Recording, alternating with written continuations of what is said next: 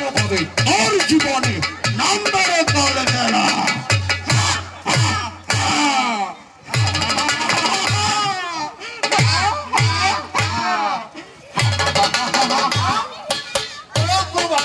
কি হয় বল না একবার শুনে